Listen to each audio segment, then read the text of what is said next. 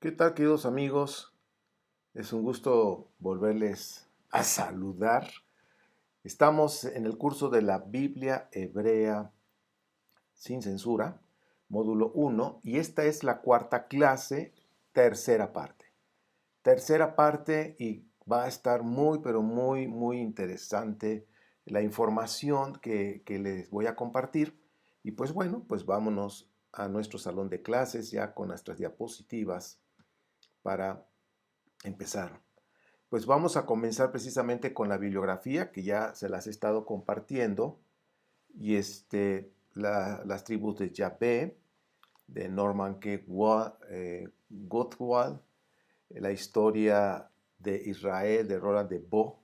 Ya me dijeron que en francés se dice de Bo, pero bueno, yo no sé francés, y como uno lo lee en español, así como lo vemos, de Baus.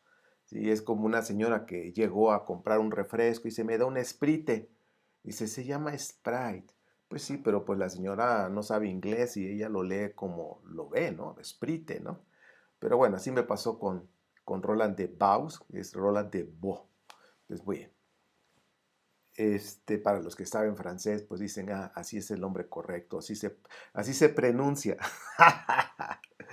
Ok, la Biblia del Peregrino 1 y 2 de Luis Alonso Choque, la arqueología israelita y la historicidad de los libros del Antiguo Testamento, de Israel Finkelstein, y también El creciente fértil y la Biblia de Joaquín González Chegaray, la introducción al Antiguo Testamento de Thomas Romer, la Biblia desenterrada de Israel Finkelstein, la llamada historia deuteronomista de Thomas Romer y los mitos hebreos de Robert Graves, que, bueno, pues todos estos libros, hay, como les he comentado, hay más bibliografía que poquito a poquito vamos a ir conociendo para desarrollar este curso que, como les dije, va a ser de varios módulos, porque pues hay mucha tela de donde cortar, pero como se los he comentado. Cursos con ciencias bíblicas, hay muchos expositores muy buenos, excelentes expositores, arqueólogos, en fin. Pero estamos viendo las dos cosas, lo que es la parte de ciencias bíblicas que vamos a analizar, pero también tenemos que ver el misticismo. Y es donde vamos a fusionar estas dos áreas importantes para así que caminar en un terreno firme, es decir, la fe y la razón. ¿Sí? En la razón pues tenemos que usar lo que son las ciencias bíblicas, pero en la fe tenemos que entrar y penetrar y profundizar en lo que es precisamente el misticismo. El objetivo estudiaremos la religión de los patriarcas de acuerdo al relato bíblico de Génesis y la historia documentada.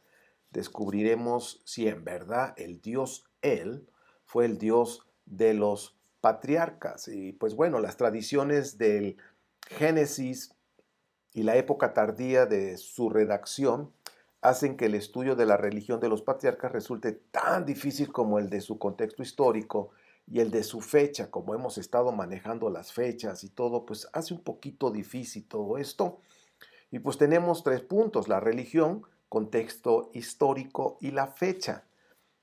Como hemos mencionado, la fecha no la tenemos asegurada porque se supone que es en el 2000, 2100 antes de la era cristiana.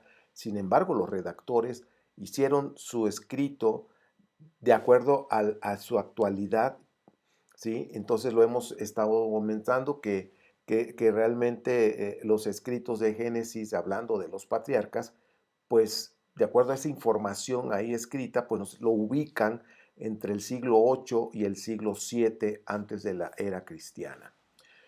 Diferentes expertos en historia bíblica no han podido ubicar la fecha de los patriarcas Abraham y Jacob. Ya vimos a Abraham, ya vimos a Jacob. En la primera parte hablamos de Abraham, en la segunda parte de Jacob. Pero ahora ahora sí que a relacionar estos dos. Entonces, todos coinciden en el segundo milenio, pero no en el siglo. Es decir, de acuerdo a esta epopeya de Israel, pues es el segundo milenio, pero el siglo realmente no coincide con la información histórica. No hay una historia documentada específica para los patriarcas, pero sí confirman que Abraham y Jacob eran tradiciones orales separadas, pero las unieron a través de Isaac. Esto es importante que lo vayas viendo. Dice, ¿cómo? Entonces, ¿Isaac no es hijo de Abraham? Pues bueno, de acuerdo a todas estas tradiciones orales, no. Pero los unieron a través, ahora sí que los hicieron parientes a través de Isaac. Las tradiciones más antiguas recogidas por distintas fuentes literarias, ¿sí? Eh, distintas fuentes literarias del Génesis destacan tres bloques importantes. Por ejemplo, el ciclo de Abraham de Génesis 12 al 26, la tradición de Jacob de Génesis 27 al 36 y la historia de José de Génesis 37 al 50. Ahora, estas tres tradiciones fueron en un principio independientes y que más tarde se hayan ensamblado mediante un artificio genealógico. Entonces vemos aquí que Jacob era hijo de Isaac, José era hijo de Jacob. Estamos hablando de tres personajes, Abraham, estamos hablando de Jacob y de un personaje importante también de José el soñador. Entonces a José lo involucraron con Jacob. Entonces, el enlace entre Abraham y Jacob-el, como vimos en la segunda parte, el nombre de Jacob es Jacob-el, pues es Isaac, ¿ok? Entonces, estos puntos que les estoy mencionando, entonces vemos a Abraham y por otro lado vemos a Jacob y la manera de enlazarlos entonces fue precisamente Isaac. Ahora vemos en la pantalla pues, una manera sencilla de ver esto, los patriarcas de Israel, Abraham, Isaac y Jacob-el. ¿Sí? El Dios protege. Eran dos personajes, ya dijimos, Abraham y Jacob, o Jacob-el, eran dos personajes diferentes, separados, pero que se unieron a través de Isaac. Él es el punto de enlace. O sea, no hay una historicidad en la tradición oral de Abraham y Jacob, pero eran personajes conocidos en la memoria colectiva de los beduinos del sur de Canaán. Y en el centro y en el norte de Canaán era conocida la tradición oral de Jacob o de Jacob-el, y al sur, pues por supuesto, sobre Abraham. Entonces, en el norte Jacob-el, o Jacob, como lo que ahora sí que la parte simplificada de Jacob-el es Jacob, y en el sur está Abraham. Entonces fueron unidos para consolidar la identidad colectiva de la nación unida del post-exilio. O sea, es importante que nosotros vayamos viendo esto. Son dos naciones, el reino del norte, el reino del sur, son dos naciones totalmente diferentes, porque la historia es otra, no como la epopeya del pueblo de Israel lo maneja. ¿Sí? Eran dos naciones, eran dos reinos, podemos llamar reinos, diferentes. Y siempre el reino del sur, si nosotros observamos, y vamos a observar más adelante, cómo los profetas del preexilio veían al reino del norte como una tierra fértil, deseable, y siempre sus profecías iban encaminadas a que las dos iban a ser unidas, pero desde el punto de vista de Yahudá o del reino de Judá, ¿sí? El reino del sur. No hay una profecía donde diga del norte, no, pues nos vamos a unir no, todo venía desde Judá, ¿sí? Los profetas judaítas. Entonces, estamos viendo que fueron unidos para consolidar la identidad colectiva, o sea, los dos reinos fueron unidos, pero esto fue después del exilio. Cuando nosotros vemos a Jeremías con el famoso profecía de una rama de árbol que era como una horqueta así de dos partes, y en la parte una, y estaba hablando de que los dos reinos iban a unir, el norte y el sur, en uno solo. Estaba visualizando precisamente lo que iba a suceder después del exilio. ¿Por qué eso sucedió después del exilio? Podemos ver nosotros aquí que en el preexilio estaba el reino del norte y el reino del sur, dos reinos totalmente separados, y la prueba está que cada quien tenía su Dios. ¿Sí? El reino del norte tenía el Dios El.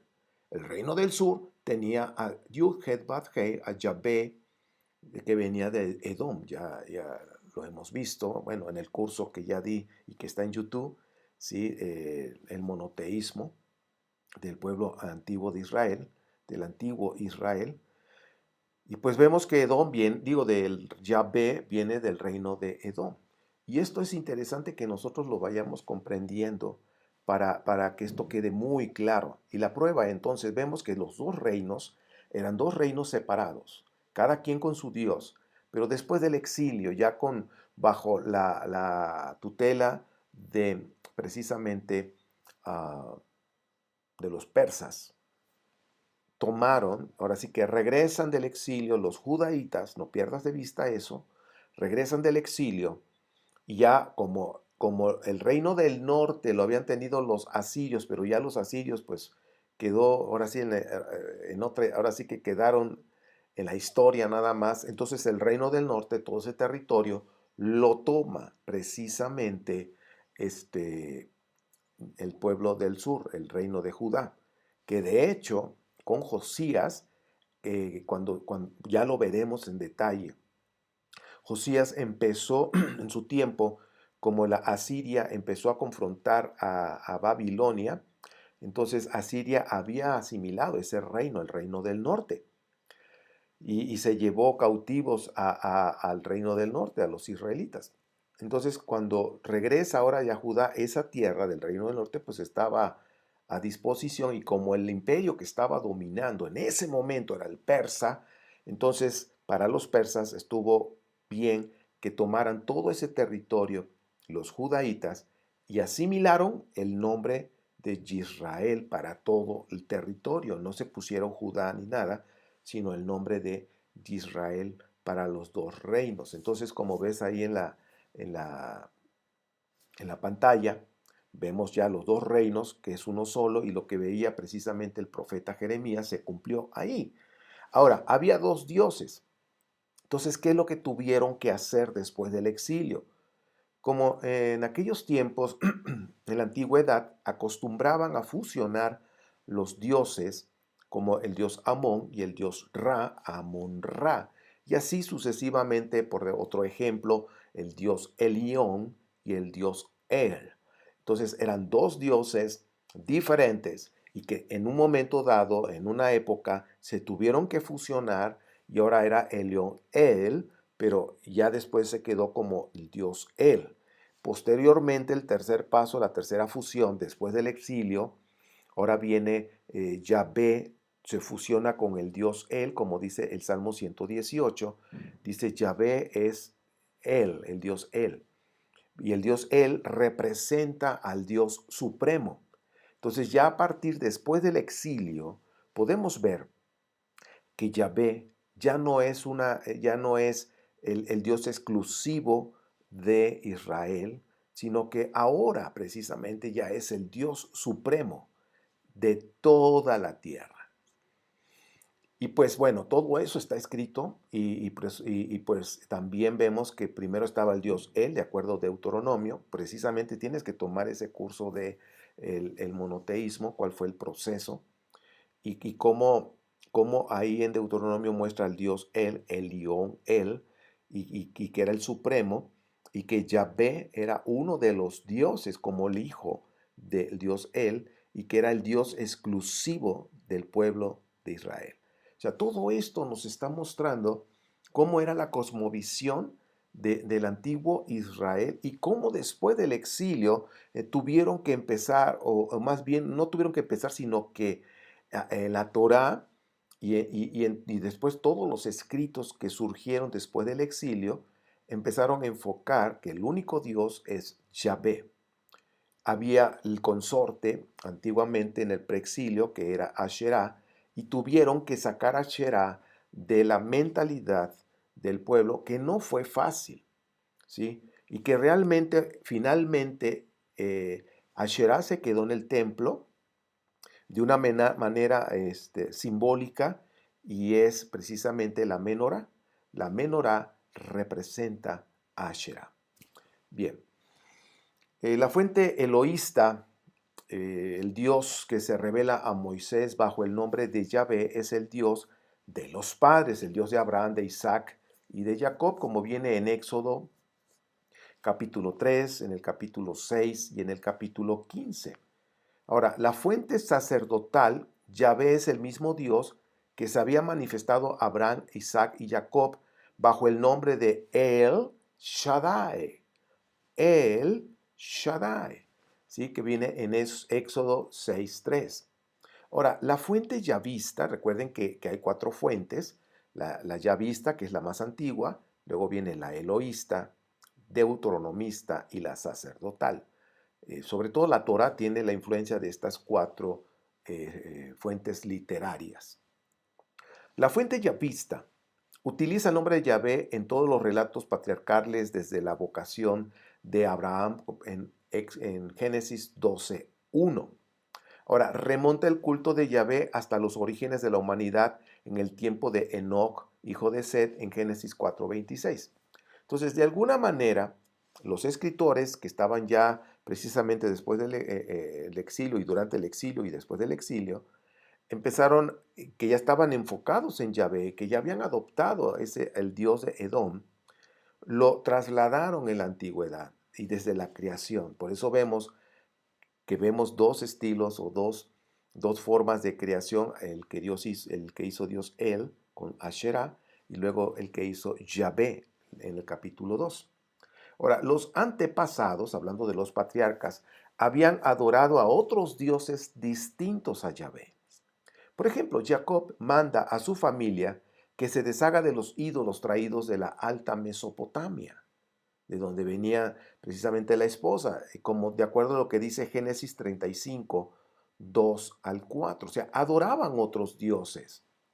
Cuando Josué propone la fe en Yahvé, de acuerdo a este relato que Josué es un libro deuteronomista, un libro tardío realmente, dice, cuando José propone la fe en Yahvé a grupos que aún no le conocen, les dice que se alejen de los dioses que adoraban sus antepasados al otro lado del río Éufrates y en Egipto, pues aún seguían en ese culto. Como dice Josué 24:2 y también del capítulo 24 del 14 al 15. Dice, el relato intenta determinar los rasgos de la religión anterior al yavismo. Es decir, vemos un periodo donde Yahvé ya es el supremo, pero antes de eso vemos que el pueblo pues tenía otros dioses. Y una de las cosas que también menciona es el Dios del Padre. Por ejemplo, una característica esencial de la religión patriarcal es el culto al Dios del Padre. Es invocado como el Dios de mí, de tú o de su Padre. Dios de mi Padre, Dios de tu Padre, Dios de su Padre. Génesis 31, 5 y el 29. Génesis 43, 23, Génesis 46, 3, Génesis 50, 17, Éxodo 3, 6, Éxodo 15, 2 y Éxodo 18, 4. Si te das cuenta, ahí en la pantalla puse en amarillo los versículos claves que yo te recomiendo que vayas y lo cheques en tu Biblia. Ahora, en Génesis 31, 5 y el 29, y dice, y les dijo, noto un cambio en la actitud de su padre hacia mí, pero el Dios de mi padre ha estado conmigo. Yo podría destruirte, dice el versículo 29, yo podría destruirte, pero el Dios de tu padre se me apareció anoche y me advirtió, deja en paz a Jacob. Entonces vemos otro, Génesis 46, 3, dice, yo soy Jael, o sea, el Dios él. El Dios de tu padre, dijo la voz, no tengas temor de descender a Egipto, porque allí haré de tu familia una gran nación. Entonces, el Dios de Isaac es el Dios él, ¿sí? Porque está hablando a Jacob y dice, yo soy el Dios de tu padre, yo soy Jael, el Dios de tu padre. Entonces, el Dios de Isaac era, de acuerdo a estos relatos, era el Dios él. ¿Verdad que está muy interesante? Entonces, el Dios de nuestros padres, el Dios de sus padres. se encuentra en las fuentes antiguas y fuera de Génesis, como dice Éxodo 3:13 y Éxodo 3:14 al 16. Recuerden que el Éxodo ya se hizo en el siglo V, en el siglo IV. Todos estos escritos de la Torá fue cuando se hicieron, y pues chequen el dato, ya para esas fechas Yahvé era el Dios que estaban enfocados. Ahora, Eye, Asher, Asher, que viene en Éxodo 3:14. Yo seré el que estaré. Fíjense cómo en esa parte, cómo es que se muestra precisamente el Dios que tenían en ese momento. Eye, Asher, yo seré el que estaré. Significa, estaré con ellos en este sufrimiento y siempre que me requieran. ¿Sí? No estaba dando tanto como un nombre, yo seré el que estaré. En Éxodo 3:15 dice, Dios también le dijo a Moisés, así dirás al pueblo de Israel, Yahvé, el Dios de sus antepasados, el Dios de Abraham, el Dios de Isaac y el Dios de Jacob, me ha enviado a ustedes. Ustedes, dice, este es mi nombre eterno, el nombre que deben recordar por todas las generaciones. Recuerden que hay escritos que se hicieron durante el exilio y al final del exilio. Y aquí están hablando de que el Dios, en Éxodo, el Dios de los antepasados, el Dios de nuestros padres, dice aquí, era Yahvé. Sin embargo, vimos en Génesis que el Dios de Isaac era el Dios él. Entonces, como que, oye, a ver, ¿qué pasa aquí? Pero estamos hablando de fuentes diferentes. Cada fuente va a defender su punto. ¿Sí? La fuente yavista, pues por supuesto Yahvé, la fuente eloísta al Dios él. ¿Sí? Entonces, la fuente sacerdotal pues está inclinado a Yahvé, porque ya estamos hablando durante el exilio y después del exilio, que ya estaban enfocados en el Dios de Edom. Dice de Éxodo 4:5, realiza esta señal, le dijo el Yahvé, y ellos creerán en el Yahvé, el Dios de sus antepasados, el Dios de Abraham, el Dios de Isaac y el Dios de Jacob. De veras se te apareció. Entonces, estamos aquí hablando ya, realiza esta señal, le dijo Yahvé.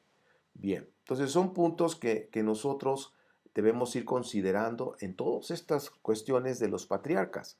Génesis 24:12, versículo 27, versículo 42 y el 48. Yahvé, el Dios de mi Señor Abraham. Dice, esto es un relato yavista, donde el siervo justifica el uso que hace del nombre de Yahvé. Dice, Él es el Dios de su Señor. Entonces, dése cuenta cómo en Génesis nos están manejando a Yahvé y al Dios Él. En algunos puntos está el Dios Elión, fusionado con el Dios Eliel, el Dios Él. Dice, algunos casos emplean Padre, solo dicen el Dios de Abraham. Génesis 31:53. El Dios de tu padre Abraham, Génesis 26:24, Génesis 28:13 y Génesis 32:10. El Dios de Isaac, Génesis 28:13. El Dios de mí o tú o su padre de Isaac, Génesis 32:10 y Génesis 46:1. Y el Dios de Nahor, Génesis 31:53. Entonces vemos que pues, cada quien tenía un Dios. El Dios él, y de acuerdo al escrito, al Dios Yahvé. Entonces el Dios del Padre no está vinculado a un santuario, va ligado a un grupo de hombres, a los nómadas. ¿Sí? ¿Sí? En la antigüedad, sí, empezaron a ser sedentarios, empezaron a formar ciudades y tenían sus dioses, pero quiero decirte que hablando de este tema, hablando de este punto, podemos ver que no había santuarios en un lugar específico, y más con los beduinos, los que andaban moviéndose, lo que hacían era altares en donde ellos estuvieran para poder mantener ese contacto con Dios, y no era tanto como redención, sino agradarle y para que Dios les bendijera y les proveyera alimento, en fin. Entonces, el Dios del Padre que estamos analizando es una divinidad nómada del desierto. Es un guía, acompaña, defiende en el camino y al grupo que le es fiel. Estamos hablando de un grupo de personas que son fieles precisamente al Dios que ellos están venerando. Dice, decide sus migraciones y sabe dónde lo conduce. Deja tu país, hablando de Abraham. Dice, por el país que yo te indicaré. Dice el Dios de Abraham al comienzo de la historia patriarcal en Génesis 12:1, al comienzo de esta epopeya de Israel. Ahora, hay que hacer una pregunta, porque ya estamos viendo cómo en el mismo Génesis y luego el Éxodo, que ya es más, por decir, Génesis, Yavista y Eloísta son escritos antiguos, como ya vimos la historia en este curso, en qué tiempo se hicieron y cómo los empalmaron, cómo los fusionaron cuando hicieron el Génesis que ahora conocemos. El Dios el Dios Elión, el Dios Yahvé. El Dios El hizo la pregunta de darle la tierra a Abraham. ¿Fue el Dios Él? Esa es la pregunta que nosotros tenemos que responder. Entonces, antes de que Abraham entrara a Canaán, de acuerdo al relato, el Dios cananeo Él no le prometió esa tierra, sino el Dios del Padre. ¿Ok? Génesis 26:3 y el 24, con respecto a Isaac. Génesis 28:13 y Génesis 32:13 y enfocando el versículo 9 también, dice con respecto a Jacob también está relacionado. Entonces estamos hablando del Dios del Padre. Ahora vemos en Génesis 32:9, entonces Jacob oró, oh Dios de mi padre Abraham y el Dios de mi padre Isaac, oh Señor, tú me dijiste, regresa a tu tierra y a tus parientes, y me prometiste, te trataré con bondad, te trataré con amor. Entonces, ¿a qué Dios está dirigiendo? ¿Cuál es esa promesa? ¿Quién la hizo? Ahora, estas dos promesas responden a las aspiraciones primordiales de grupos de pastores seminómadas, ¿sí? Que se movían y se quedaban un tiempo en un lugar. Ya después de pasar un tiempo se volvían a mover. También que la descendencia asegure la continuidad del clan en la tierra que esperan asentarse. Por eso, la promesa de yo te voy a dar una tierra y tu generación va a ser una gran multitud que no vas a poder contar. Porque en aquellos tiempos lo que ellos enfocaban, para ellos era muy importante tener una tierra y que su descendencia creciera. Ahora, cuando los clanes nómadas entran en contacto con los sedentarios, con los que ya están establecidos, los que comenzaron a formar una ciudad, frecuentan sus santuarios, porque ahora sí ya están fijos, hacen un santuario y sin abandonar a su Dios protector, dan culto a los dioses del país o del lugar donde están. Es decir, si aquí está un lugar ya establecido, sedentario, y viene otro que andaban, son nómadas, pero ahora vienen y se unen a ellos para hacerse sedentarios también, los que están aquí ya sedentarios tienen un templo, tienen un Dios, y los que llegan traen un Dios ya que los ha protegido en sus movimientos del desierto, pero cuando llegan ahí, siguen con su Dios protector, pero se acercan a ver el Dios que ellos tienen. Y pues empiezan a practicar lo que ellos hacen para adorar el Dios de los sedentarios. Por ejemplo, en Capadocia, los antiguos nómadas amorreos, esos amorreos fundidos con los asirios, invocaban al mismo tiempo al gran dios Asur y al dios de sus padres. Entonces ya se dan cuenta, los amorreos se unen a los sedentarios asirios, ellos tienen su dios Asur y los amorreos el dios de sus padres. Entonces ahora llegan ahí y empiezan a ver al dios Asur también. Ahora, la relación entre los amorreos y los asirios, pues era nada más mercantil, solamente mercantil, de negocios. Ahora tenemos a Abraham con el Shaddai. ¿Qué es esto? ¿Qué significa? ¿Sí? El nombre del Dios de Abraham, Isaac y Jacob, según el relato sacerdotal de la vocación de Moisés, Éxodo 6:3. Es decir, que a Abraham no se le mostró el nombre del Yud-Ket-Bat-Hei, sino solamente el Shaddai. Dios se reveló a Abraham como el Shaddai o el Sadai, Génesis 17:1, que es un escrito sacerdotal, la P sacerdotal. Génesis 28:3, Génesis 35:11, Génesis 43:14 y Génesis 48:3. Se revela como el Shaddai. ¿Pero de dónde viene esto? Bueno, el Shaddai es un nombre antiguo, ¿ok?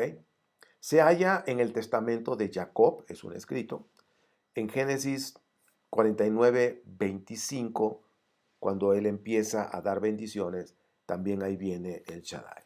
5 veces está en los Salmos y los profetas. 2 veces aparece en el libro de Ruth. 31 en el libro de Job. Recuerden que el libro de Job sí es un libro antiguo, pero muy, muy antiguo, y es la versión, Job es la versión judía, por decirlo así. También aparece 2 veces en los oráculos de Balaam y en el paralelismo con el dios El en Números 24:4. Sobre todo en la Biblia hebrea es cuando se ve con claridad todo esto. Y con Elión en Números 24:16. Les he estado hablando de Elión, el dios El y Yahvé. Y ahí es donde nosotros lo podemos ver con claridad.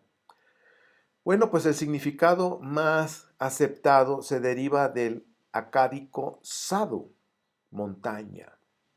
Shaddai significaría entonces de esta manera, el dios el de la montaña. ¿Sí? Es el dios El que estaba en la montaña. El dios El y Elión son 2 divinidades distintas en el panteón cananeo y fenicio, pero los combinaron. Y aquí es donde tienes que irte al hebreo realmente, o una Biblia que más o menos la Biblia BIM 2019, pero también la Biblia BIM. Para los que tienen Android, existe esa aplicación, busca la Biblia BIM, versión israelita nazarena, ya hay una aplicación para Android. Creo que para los que son manzaneros o Apple no hay, me parece, yo hasta ahí me quedé. A lo mejor ya lo hicieron. Pero bueno, en Android sí está, y ahí puedes checar cómo lo traducen. El dios El y el dios Elión son 2 divinidades, pero los combinaron, como dice en Génesis 14, 18 al 20. Entonces, el nombre del Shaddai significa que Shaddai es el Dios del Padre y se identificó con el Dios El. El Shaddai también, de alguna forma, como que está manifestando cierta tendencia de una madre que amamanta, que cuida, tiene cierta tendencia también. Esta identificación pudo realizarse en la Alta Mesopotamia, donde hay testimonios del culto del gran dios El al comienzo del milenio segundo antes de la era cristiana. Como les he estado comentando a principios del segundo milenio antes de la era cristiana, el dios El era el que se adoraba en esas fechas. Entonces, cuando los dioses cananeos fueron adoptados por los faraones de la dinastía 18, la dinastía 19, estamos hablando de los años 1550 al 1186 antes de la era cristiana. Entonces, el dios El ya no tenía la supremacía, o sea, no era el dios supremo. Y por eso no recibió ningún culto en Egipto en esas fechas, entre el 1550 y el 1186. Ahora, en Siria, estamos hablando en el primer milenio, el dios El había perdido ya definitivamente ser el dios supremo. Entonces, estamos viendo que en un punto de los años, al principio del segundo milenio, antes de la era cristiana, por supuesto, el dios El era el dios supremo. Entonces, como que ha ido cambiando, suben otros dioses, termina su sexenio, por decirlo así, termina su periodo y entra otro dios. Ahora, los relatos patriarcales que tenemos en Génesis, que conocen al dios El, ignoran al dios Baal porque reflejan un estado antiguo de la religión cananea. Entonces, si nosotros situamos a los patriarcas antes de la época de los Ixos, que fue un éxodo, que fue una salida de Egipto, fue en el año 1500, 1550. Si situamos a los patriarcas antes de la época de los Ixos, los antepasados de los israelitas, al llegar a Canaán, no encontraron en ese lugar el culto de Baal, sino al dios El. Entonces, si estamos hablando entre el año 2000 y el año 1600 antes de la era cristiana, en ese periodo el dios Baal no era conocido, el que era conocida era el dios El. Entonces te das cuenta cómo por épocas van surgiendo los dioses. Entonces los patriarcas hallaron al dios El en los santuarios de Canaán. Ahora, ya vemos, o ya lo hemos platicado, ya lo hemos visto, que el Shaddai estaba vinculado a un lugar sagrado anónimo, también a Betel, ¿sí? El Shaddai. También para los cananeos la palabra El significa Dios. Entonces vemos en el mapa, pues estamos viendo precisamente a Israel y a Judá, los dos reinos, como yo les he estado diciendo, que siempre fueron dos reinos separados. Vemos a Siquem en la parte del reino del norte, vemos a Jerusalén en la parte de Judá o el reino del sur. ¿Sí? Y pues los dos tenían sus dioses diferentes. Ahora, el dios de Beersheba es El Olam, El Olam. ¿Sí? Abraham lo invoca en Génesis 21:33. A Isaac se le manifiesta como el Dios de su padre Abraham en Génesis 26, 23 al 25. A Jacob se le manifiesta como el Dios de su padre en Génesis 46 del 1 al 3. Entonces, dése cuenta, de acuerdo al mapa, pues estamos viendo Beersheba, que está al sur, rumbo a Egipto, y hacia el norte. Entonces, dos dioses, el dios El, pero que también con Abraham se le manifestó como El Shaddai, el dios de la montaña. Un poquito más de cerca, vamos a hacerlo, ¿sí? Estamos ahí precisamente Hebrón, Beersheba, estamos viendo Betel, y pues bueno, lugares importantes de adoración donde hacían sus altares para poder adorar a sus dioses. Y pues bueno, Betel es donde se aparece Jacob, el Dios de Abraham y de Isaac, Génesis 28:13. El Dios de mi padre, dice Génesis 31:5 en la segunda parte, dice, es el que declara que es Él. Ahora yo pongo Él con una casita, como una marquita, porque en el hebreo así viene con esa marca, como un triangulito sin base. ¿Sí? En el hebreo también así lo ponen para designar que es el Dios Él. Entonces se declara a que es Él de Betel, la casa del Dios Él. Génesis 31:13 y Génesis 35:7. Entonces estamos viendo cómo el Dios Él, en el norte sobre todo, tiene una gran presencia. Pero de acuerdo al relato histórico, estamos viendo que la supremacía del Dios Él fue entre el 2000 y el 1600, 1500, antes de la salida de los Ixos, ahí de Egipto. Entonces, Siquén es el santuario del Dios El, el Dios de Israel, del patriarca, y eso está en Génesis 33:20. Y Mamre, que dice debía de tener una tradición análoga a esto, lo que estamos hablando, dice, Abraham levanta allí un altar, de acuerdo a Génesis 13:18. Ahora, de acuerdo al relato bíblico de Génesis, puede ser que en Mamre, donde Shaddai, el Dios del padre de Abraham, fue asimilado precisamente al Dios El. Génesis 33, Génesis 13:18. Entonces ahí en Mamre es donde el Shaddai ahora se funde al Dios El. Pero el santuario de Mamre parece haber sido ahora sí que condenado al olvido, ya no se le vuelve a mencionar en la Biblia y el mismo Génesis crea una confusión entre Mamre y Hebrón. Entonces el relato bíblico de Génesis nos muestra una transición y fusión entre el Dios El y Yahvé. Entonces vemos el Shaddai, el león, que se funde con el Dios el Dios supremo, en un periodo, pero posteriormente Yahvé se funde con el Dios El y ahora el Dios supremo es Yahvé, donde Yahvé será el Rey Supremo de toda la humanidad y del universo, de acuerdo a la transmisión de esta ideología monoteísta, que el monoteísmo nació después del exilio en Babilonia.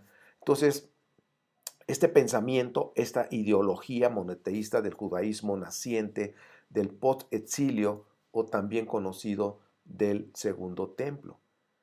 Ahora, en la época patriarcal reflejada en los relatos de Génesis, constituye la tradición del pueblo israelita acerca de sus orígenes. Tiene un ambiente cultural, un ambiente que coincide con los movimientos de los pastores semitas durante el segundo milenio antes de la era cristiana. Entonces, había movimientos de los amorreos, amoritas, y pues dice, si fueron amoritas o proto-arameos, en lugar de los verdaderos arameos, es una expresión que no se puede precisar de forma científica. Entonces, había movimiento de ese pueblo, de esos grupos beduinos, y luego se asentaron. Hay muchas cosas que no se pueden probar de manera científica, pero pues ahora sí, pero hay también arqueología. Entonces, cuando un israelita confiesa, mi padre era un arameo errante, que bajó a Egipto y residió allí con unos pocos hombres. Allí se hizo un pueblo grande, fuerte y numeroso. Deuteronomio 26, 5, 6. Recuerden que Deuteronomio se hizo más o menos por el siglo 8, siglo 7 antes de la era cristiana. Ahora, ¿qué significa esto de Deuteronomio 26, 5 al 6? Como dice en la pantalla, es una expresión que recoge una tradición secular de su pueblo que transmite en su manera de contarla una verdad histórica sin historicidad. ¿Sí? O sea, están hablando de algo, de una historia, pero que no tiene historicidad. Eso es lo que finalmente se ha llegado con todo el análisis con respecto a esta parte de la epopeya del pueblo de Israel. Te están relatando una historia que no tiene historicidad. Hablando de Abraham, hablando de Jacob, hablando de Isaac, que fueron fusionados y todavía las 12 tribus también fueron fusionadas para formar lo que conocemos como la Israel y las 12 tribus, que realmente no eran hijos de Jacob. Pero para esta epopeya tuvieron que vincular a Abraham con Jacob a través de Isaac y las tribus que ya existían, que estaban ahí en Canaán, esas 12 tribus, conectarlas con Jacob. Toda una historia. Esto es lo que nos está mostrando precisamente el Dios de los antepasados, ¿sí? Y pues bueno, es importante que tú analices todo esta información que te he compartido en este primer módulo. Hay mucho que leer, por supuesto, pero es importante que saques tu propia conclusión. ¿Cuál es tu conclusión al respecto? Abraham, Isaac y Jacob en esta epopeya de un pueblo llamado Israel, que en donde se funcionó. Actualmente están esperando que todas las tribus se junten, ¿sí? De la horqueta que habla precisamente el profeta Ezequiel, la resurrección de los muertos y todo eso, es otro significado muy diferente. Están pensando que se van a reunir todas las 12 tribus y en los que están pensando que son de Efraín, que pertenecen a José. Y pues la realidad es otra. ¿Ok? Entonces, ¿qué va a pasar con esas promesas mesiánicas, con esas promesas de, ahora sí que del pueblo de Israel? Pues bueno, eso son preguntas que tenemos que ir resolviendo y que tenemos que ir investigando. Bueno, yo ya la sé, yo ya sé la respuesta, pero la idea es que tú aprendas a investigar y por eso estos cursos que yo te comparto no es para formar discípulos, no nada más alumnos, sino el deseo que tengo en mi corazón es que tú seas un investigador para que tú puedas también compartirlo con otras personas, que tú puedas enseñar a otras personas, ¿sí? Y que aprendan a investigar y a conocer realmente qué es lo que está diciendo la Biblia. Pero aún si Abraham y Jacob eran personajes diferentes, quiero decirte que debajo de esa historia hay una enseñanza mística que nos conecta con Dios, un Dios de amor, un Dios de luz, ¿sí? Y que nos invita y que nos pide, porque eso es lo que Él hace en esta tierra, quiere que tú y yo brillemos y brillemos con luz, que es practicar justicia, hacer buenas obras, y que seamos amorosos, bondadosos con nuestro prójimo. Vivamos nuestra misión, como dice aquí abajo. A ver, aquí abajo dice, vive tu misión en esta vida. Si tú ya sabes tu misión, vívela, disfrútala, solamente para honrar a Dios. Si no la has descubierto, entonces tenemos que seguir estudiando, ¿sí? Pero está muy fácil, ya lo enseñé en la segunda clase. ¿Realmente a qué vinimos? Vinimos a brillar. Es lo que Dios quiere. Y Yeshua enseñó a sus discípulos, brillen, brillen. Y es lo mismo que te digo. Y con esto quiero cerrar la cuarta clase, tercera parte, y en el en vivo en Zoom estaremos viendo prácticamente una cuarta entrega, pero es una cuarta entrega donde vamos a reflexionar juntos y luego viene precisamente los comentarios, el cierre de qué fue lo que te dejó este curso, qué fue lo que te enseñó. Si tú estás tomando este curso diferido ya, pues saca también tus propias conclusiones. Esas son las más importantes. Pues bien, gracias de antemano por haberme acompañado en este primer módulo. Te invito que no te desconectes del segundo porque vamos a aprender más cosas interesantes en cuanto a ciencias bíblicas, pero también en la parte mística. Pues si nuestro Padre lo permite, nos vemos en el módulo número 2. Hasta la